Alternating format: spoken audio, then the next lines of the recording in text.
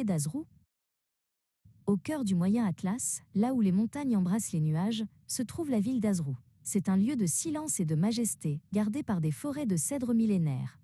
Sohaib, un jeune homme de 19 ans au regard curieux, aimait s'y perdre pour écouter le murmure du vent dans les branches. Pour lui, chaque arbre avait une histoire à raconter, mais il ignorait encore que la sienne était sur le point de commencer.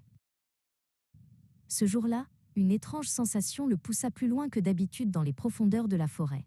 L'air semblait vibrer d'une énergie invisible, comme si la terre elle-même retenait son souffle. Sohaib ne ressentait aucune peur, seulement une soif de comprendre ce qui l'appelait. Il marchait d'un pas assuré, guidé par un instinct qu'il ne s'expliquait pas encore.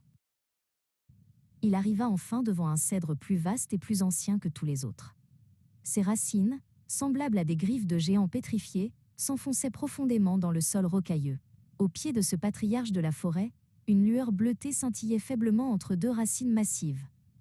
Sohaib s'agenouilla, le cœur battant à l'unisson avec le rythme de la montagne. En creusant délicatement, ses doigts effleurèrent un métal froid et poli.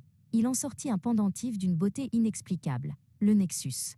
L'objet semblait vivant, pulsant doucement dans le creux de sa main. À peine l'eut-il saisi que la forêt plongea dans un silence absolu, comme si le temps s'était figé pour observer cet instant sacré.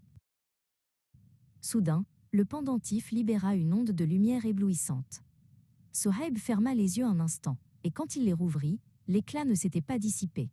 Au contraire, il s'était transformé. La lumière tourbillonnait autour de lui, s'élevant vers les branches du vieux cèdre, créant une aura de pureté et de sagesse qui réchauffait l'atmosphère fraîche de la montagne. C'est alors qu'apparut Mystery, une entité de lumière dont la forme semblait tissée avec les étoiles elles-mêmes. Son visage n'avait pas de traits humains, mais son regard dégageait une paix profonde. « Sohaib d'Azrou », dit la voix de Mystery, qui résonnait comme un chant ancien. « Tu as trouvé le Nexus, car ton cœur est prêt à porter le poids du monde. » Mystery expliqua à Sohaib sa véritable destinée. Il devait devenir le gardien de l'excellence. Sa mission ne consistait pas à conquérir des territoires, mais à inspirer chaque être humain à donner le meilleur de lui-même. Le Maroc et le monde ont besoin de leaders qui agissent avec justesse et rigueur, déclara l'entité. L'excellence est le chemin, et tu en es désormais le guide.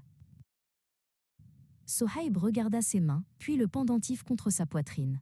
Il se sentait soudain plus grand, investi d'une force tranquille. Il comprit que l'excellence n'était pas une destination, mais une quête quotidienne de vérité et de progrès. Il accepta la mission avec humilité, promettant de faire honneur à ses racines et à l'appel de la lumière. « Ton voyage commence maintenant », annonça Mystery. « Fès sera ta première étape. C'est là-bas, dans la cité de la connaissance, que tu apprendras à maîtriser les pouvoirs du Nexus. Souviens-toi, Sohaib, la force véritable réside dans le service et la persévérance. » Sur ces mots, l'entité se fondit à nouveau dans l'éclat du pendentif, laissant le jeune homme seul sous le cèdre centenaire. Le lendemain, alors que l'aube pointait sur les sommets du Moyen Atlas, Sohaib quitta sa maison avec un petit sac et un esprit neuf. Il jeta un dernier regard vers la forêt d'Azrou, puis se mit en marche vers le nord. La route vers Fès était longue, mais il ne craignait rien. L'héritier d'Azrou était né, et le monde allait bientôt découvrir le rythme de l'excellence.